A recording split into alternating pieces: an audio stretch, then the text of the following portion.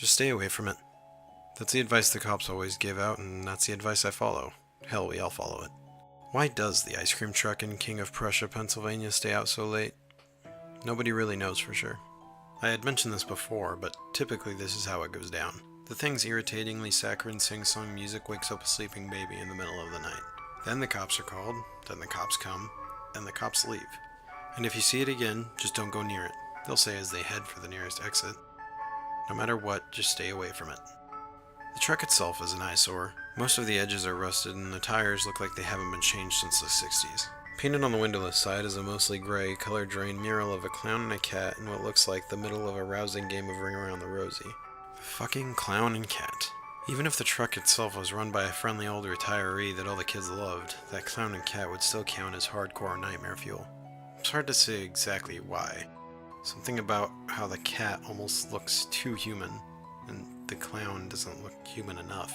As a reporter, I've heard things, of course. Stories mostly. Stories about how and why the ice cream truck operates so late. Why it starts up too early, usually around March, and sticks around too late, sometimes October. Stories about why children stay away from it and why those that do get too close are typically not the same afterwards. It's a weapon.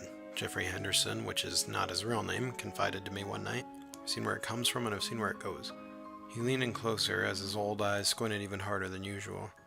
Lockheed, he said, the whiskey scent on his breath almost daring me to back away. They have a garage just under the main building. That's where it comes from and that's where it goes.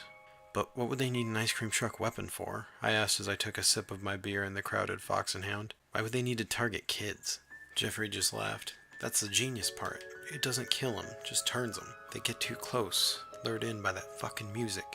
Ever seen one that got too close? What they looked like afterwards? I had. 2 summers ago on Henderson Road, little John Farmington, not his real name either, hacked up the entire Farmington family as most of them slept. He used a small fillet knife to do the job. Judging by the laceration on his twin brother's arms, he was the only one awake. He tried to fend him off. 14 stab wounds later, and he didn't make it. Neither did the father, who had 11 stab wounds. His mother, who had her throat slashed, or his baby sister, who had 67 stab wounds. Medical examiner would later tell me that she looked less like a human being and more like a pile made out of a human being. I arrived on the scene just as they were putting John into the back of one of the cruisers. I only managed to get a quick view of the kid, but those eyes, vacant and black. As I stepped closer, I picked up the awful tune that he was humming.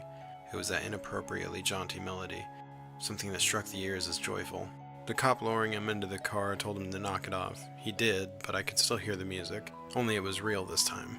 As I turned away from the cruiser, I just caught a glimpse of it, riding slowly and moving from the street towards a nearby alley.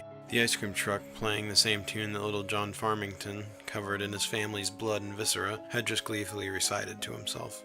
I watched as the horrible clown and cat mural glided just out of sight, but the music continued.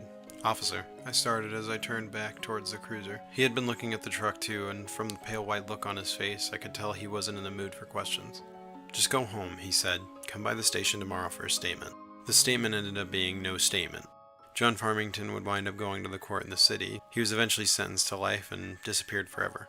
I left for work the next morning at 5 a.m. Joshua Bradford, not his real name, the Farmington's next-door neighbor, told me later. And there it was, just hanging out behind the Wawa and across from the car wash.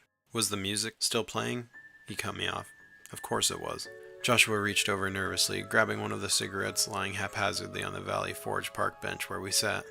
"That kid, John," he recounted, sucking in the smoke. "He was always going near it, you know." And by it, he meant the ice cream truck, of course. Joshua wouldn't be the first to tell me this. His father and I would tell him, you know, just don't go near it. Never go fucking near it. "Why would you tell him that?" I asked. I already knew the answer, but I just wanted to gauge his response. "Because," he started just like they all did. "That's what my father told me, and that's what his father told him." "Fucking aliens, man, come on." Lucid Larry shouted at me as we sat in the Hooters bar. His choice. Aliens? What makes you think that?